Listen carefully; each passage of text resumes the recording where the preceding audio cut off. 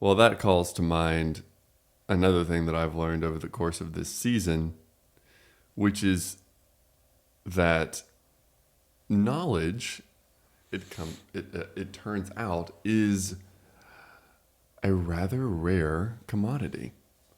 And I say that mindful of the fact that I'm living in the so-called information age, or as your business partner once coined it, the data age, because information implies that there's actually something useful you can do with it.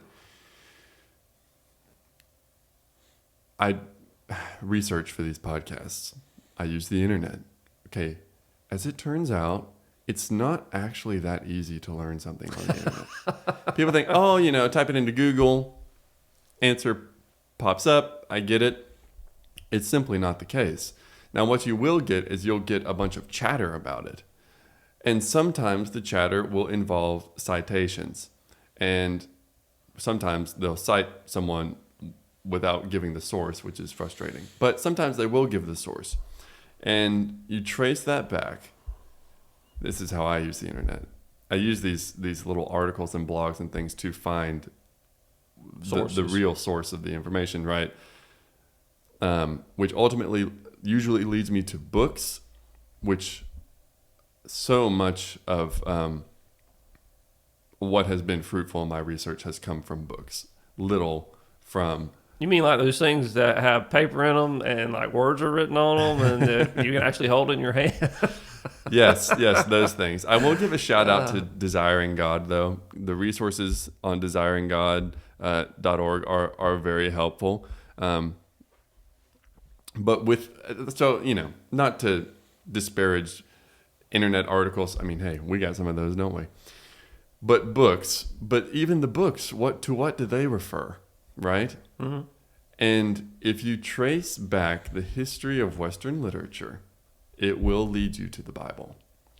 And people have pointed out many times that the Bible has tens of thousands of internal citations. It refers to itself constantly. Why? Why does the Bible refer to itself constantly? Because when you're the canonical text, there is nothing else to refer to, right? The ultimate source of truth. I mean, that's the reality of it. Yes. It has even been called the precondition for truth. And if you really think through what I'm saying here, you'll understand that to be true. So I say as an encouragement to especially people in my generation who are discouraged with the phantom of knowledge. They can never get their hands around it. Anything concrete, the Bible. Read the Bible. There's so much peace and there's so much joy in receiving that knowledge. And see, I'm very mindful of this when I read the Bible, that the mysteries of the universe are being revealed to me.